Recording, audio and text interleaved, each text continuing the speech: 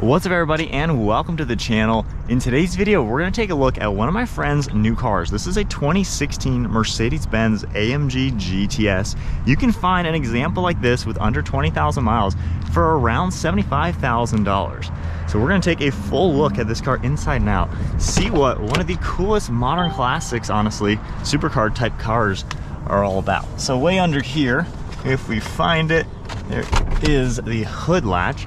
So being a 20-teens car, I feel like that is the sweet spot for cars like this. Keep in mind, a brand new Corvette is this money.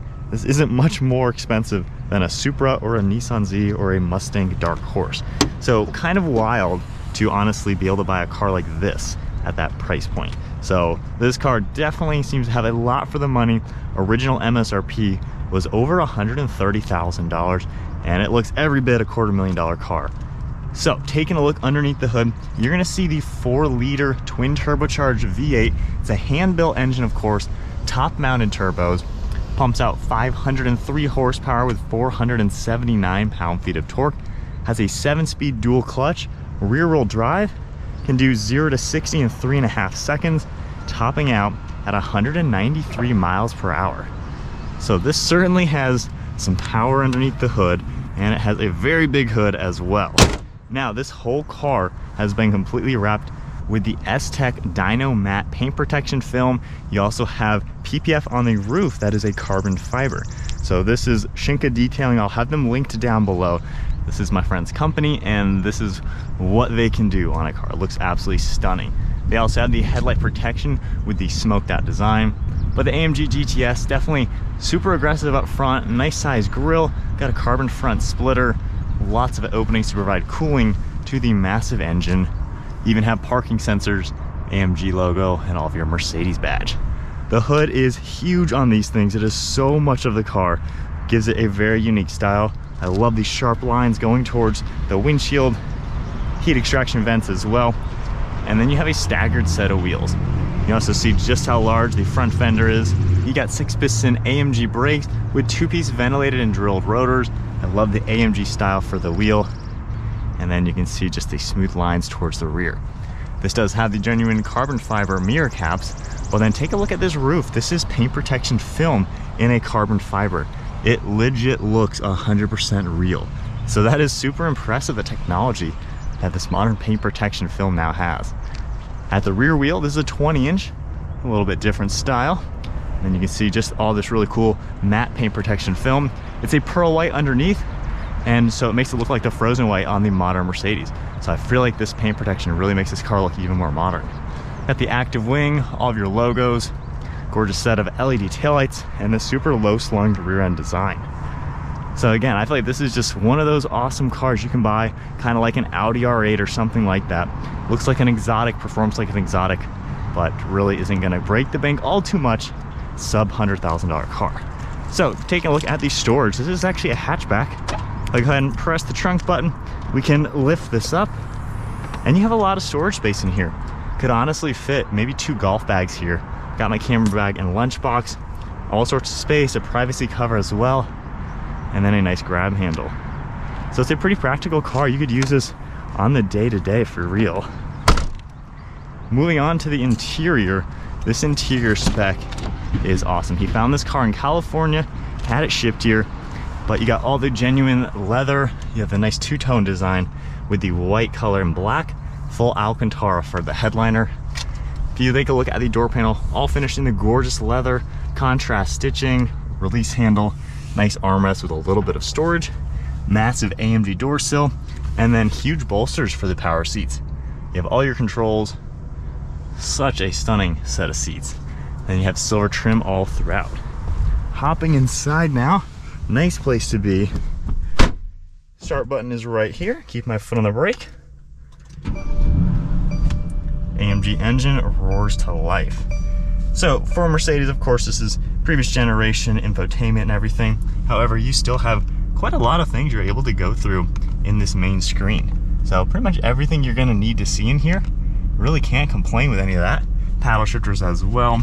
Typical controls on the left for headlights, all leather covering the dashboard, cool design for the air vents, and then the screen in the center, you have the touchpad, rotary dial, and everything for all of this. So pretty basic, pretty simple though, but you still have all the info any modern car is gonna have. Climate menu, you can have all that on the screen as well, along with the physical buttons down below.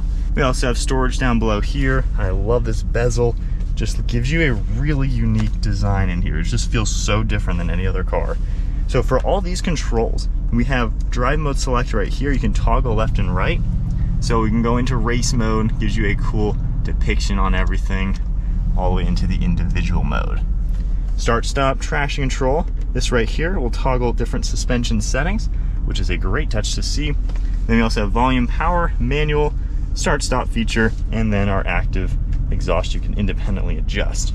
The gear selector's back here, kind of an awkward reach, but pull it back for drive, push it all the way forward for reverse.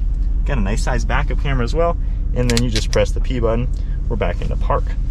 More of this white color, Mercedes crest right there, a little bit of storage, normal glove box, and then a pretty good view around. Lots of great visibility in here.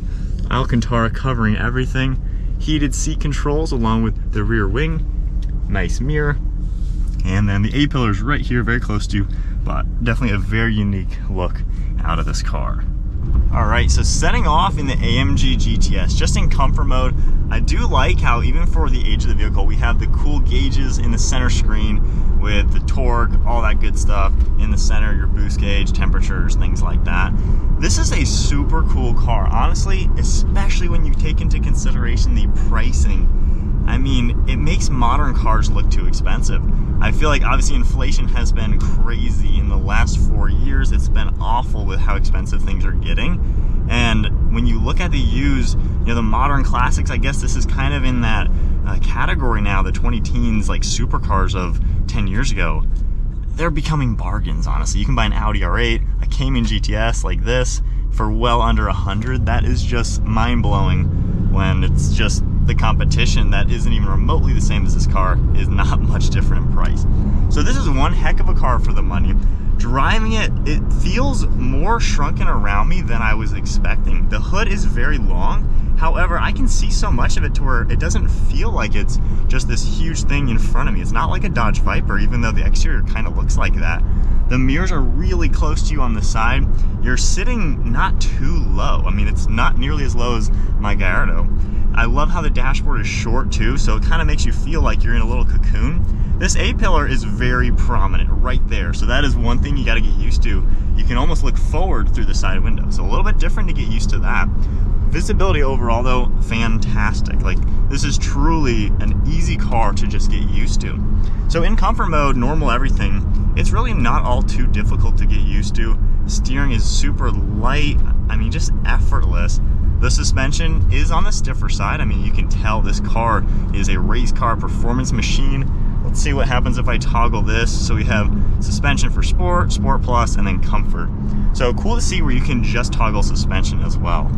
But if we play with some of the drive modes, going into Sport mode now, if I hit the paddle, definitely sharpens up the car a little bit. Man, that was like the littlest rev ever. You can already feel there is so much power. Oh, and those brakes do a good job. Hitting that bump, wow, that suspension is significantly stiffer. But this car's precision already, just barely touching the gas, is starting to feel just like something else. And again, when you look at the pricing, the fact that this is only 10 to 20 grand more than the Supras and top-of-line Mustangs and Nissan Zs, I don't know, I am getting more and more into just buying older supercars than modern sports cars because you get a true, very expensive car for not crazy.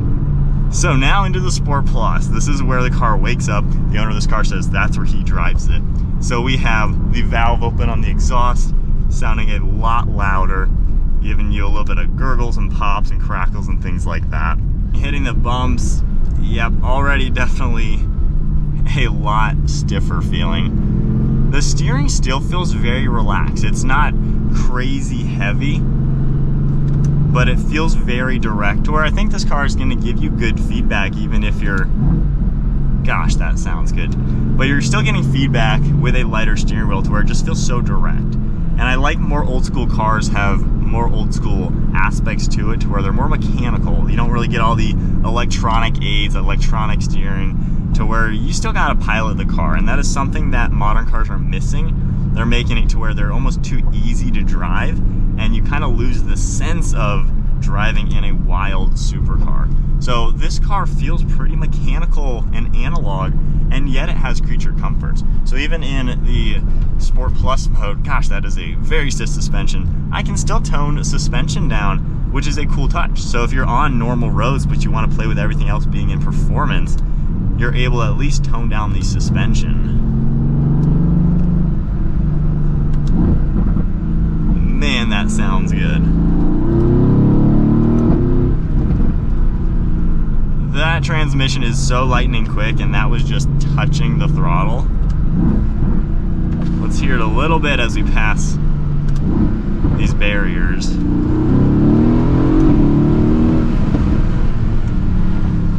Wow. The delivery of power is so seamless too, and especially given the turbos are mounted up top, there's no turbo lag. So Mercedes has really done a cool job with this engine.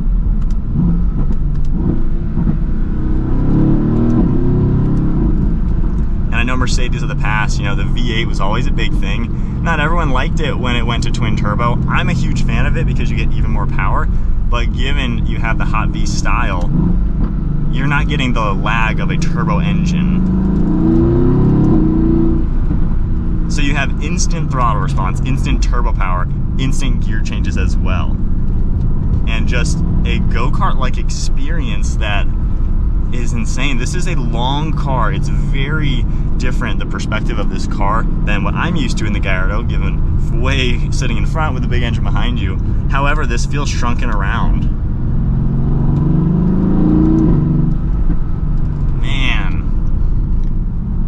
oh man. If you are looking for a very amazing experience of a supercar, sub 100 grand, this has got to be on your radar. This is something I've never really looked at too much. I kind of forgot about the AMG GTS, but experiencing it now, this is something to totally take into consideration, especially if you genuinely want to use it on the day-to-day. With the practicality and the luxury side being it's a Mercedes, you know, you got something pretty special in this car. Definitely a car worth wild.